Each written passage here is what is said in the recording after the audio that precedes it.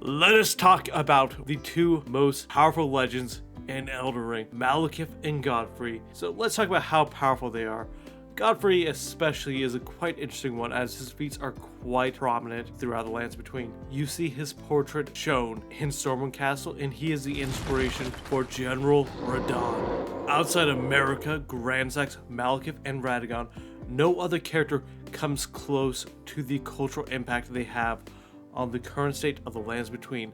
So how powerful is Godfrey? Well, let's put it in context.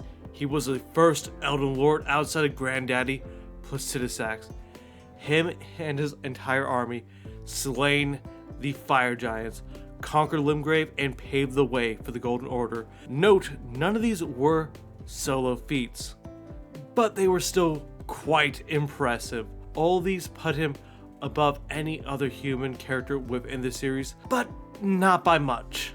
While it's never mentioned that Godfrey ever invaded Liurnia, we know that his actions on rivaling cultures that don't conform to his beliefs or the beliefs within Marika typically result in an untimely demise. And yet, we don't see this here. We do not see Liurnia or the Kirin family gone. In fact, quite the opposite.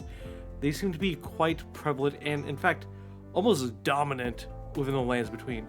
And it is obvious this was a compromise between Radagon and Rennala, and that this compromise was necessary for Marika to gain control. This sets up two limitations. One, his army was not quite enough to make a difference in Liurnia to turn the tides, or that his army was more or less occupied with the Storm King, and that would be relative to Stormveil or something within Liurnia.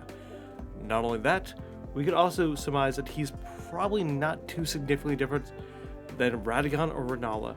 Remember, Rennala was facing constant pushback from the Church of the Cuckoo. In fact, it seems likely that both of these limitations are true, as Radagon would eventually go to merge with Queen Marika to become the second Elden Lord. And it was likely that this decision was made to cement her power and to establish the Golden Order. So individually, we could assume that Godfrey wasn't enough. He wasn't just this ultimate Giga Chad. So let's look at more of his solo feats. Let's try to look at how powerful he is, because none of this really gauges how his true power was. Well, we know his most impressive and crowning feat, his last true opponent, was the Stormlord, and the Stormlord was established to be a one-on-one fight, a duel. He did this one alone. So, who is a Stormlord, and why is there such a big debate about it? Well, we have two possibilities. One is that it could have been the Dragon Lord placidusax, and the other one, it could have been the Stormhawk King. One that we know Godfrey fought, and the other in which is pure speculation. So let's talk about the Dragon Lord first. Placidusax, often a speculated opponent among the theory community. There is no wording in which said that Godfrey fought placidusax. There was very little to imply it, and this mostly revolves around his power of the storm, the damage that he has taken, and the banished knight Oleg. This also seems to be the least likely of the two, by a miracle mile. First, the Dragon Lord was referred to as such when discussing him. We've never seen him in any other case referred to as the Storm Lord, and it appears that he at least has somewhat of a known character throughout the Lands Between, as we see within the ancient Dragon Smith and Stones.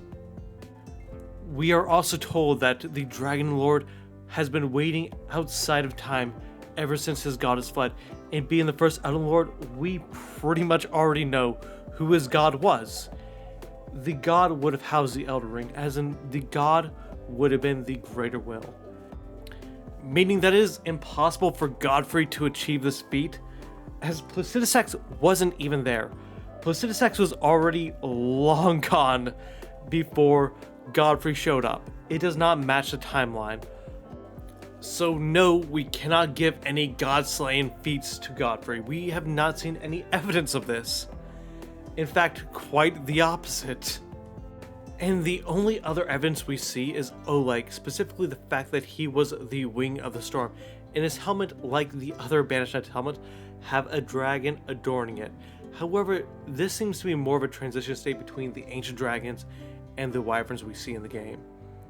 And these individuals take part in Dragon Communion, a primal act that dragons, one, don't take too kindly to and is looked down upon. And even beyond that, this does not occur within ancient dragons from what we've seen, at least with not in the evidence we've seen, because ancient dragons are mostly made up of gravelstone. The golden markings that placidusax has as damage is not evidence either. As we see, there's gold on pretty much every single ancient dragon, injured and uninjured. It doesn't mean that Godfrey had any impact on any of these guys. It doesn't mean that he cursed these guys with gold.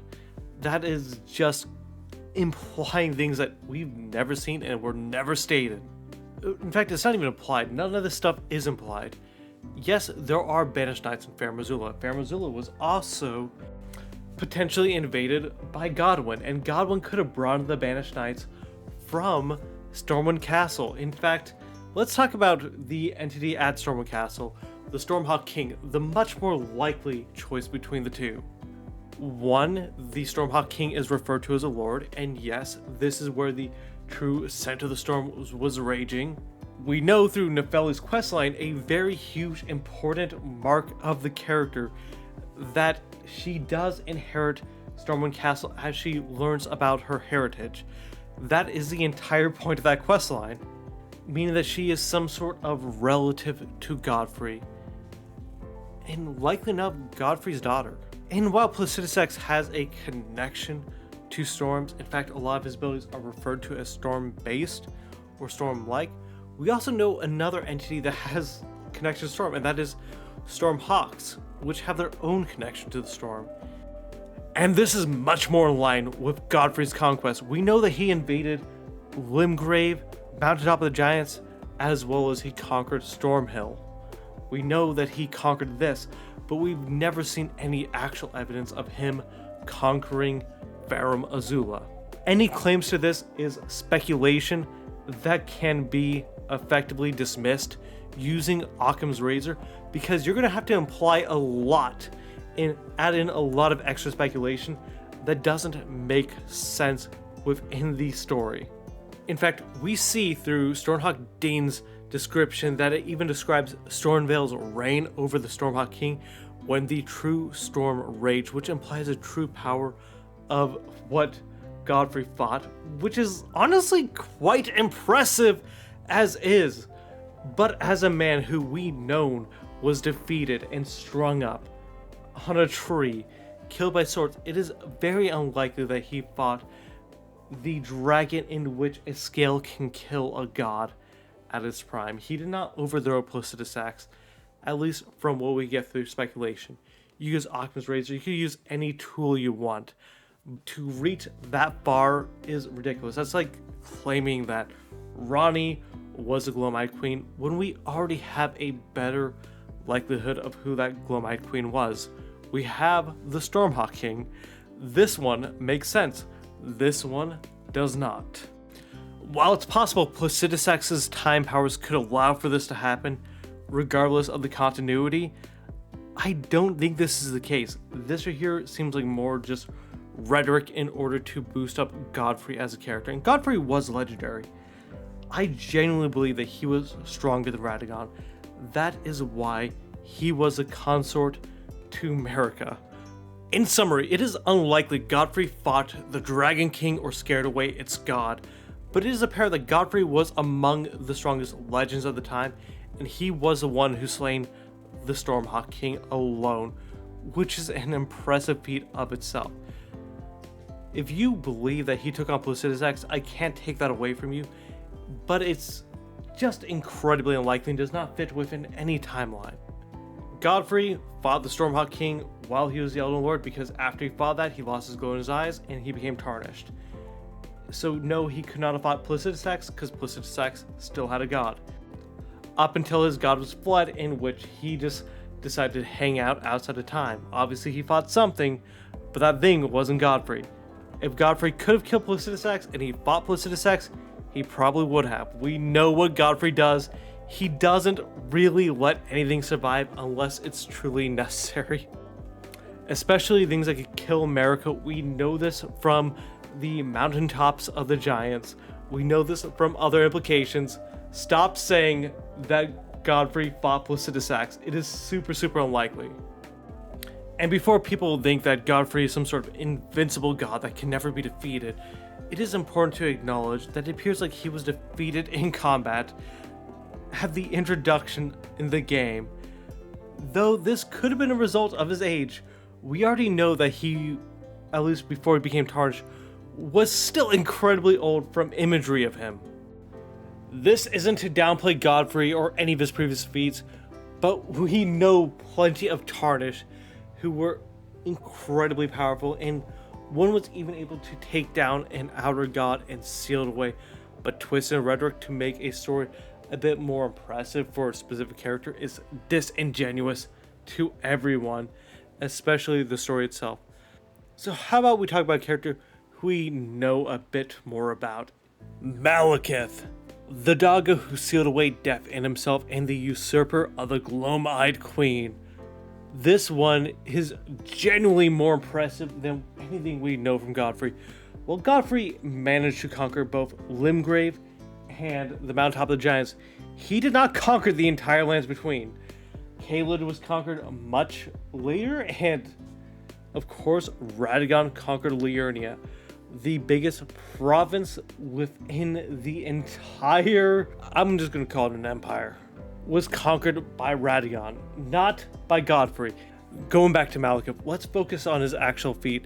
A commentator kindly reminded me that shadows are made to both serve and usurp their masters if they go against the two fingers, and we know this through Ronnie's questline.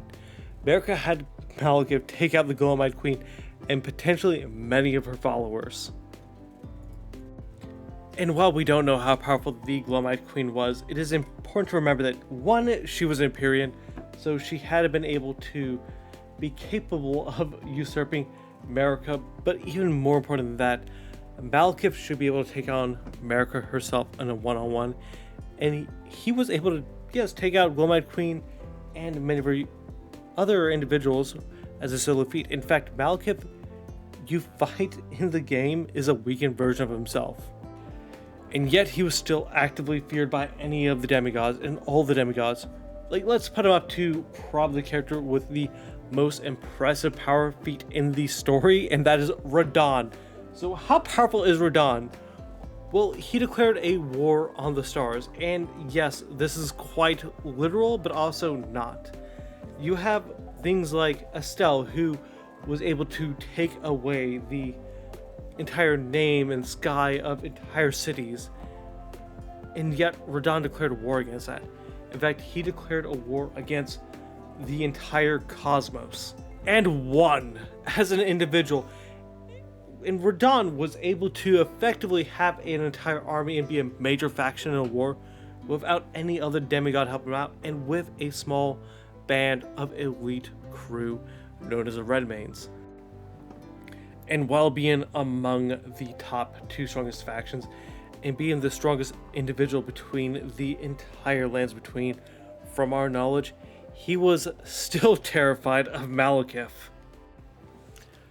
While the power of death is unknown and many presume it can instantly kill anyone, I don't think it really needs to. Outside of placidusax and grandsax, Malekith has shown the most impressive feats in the story.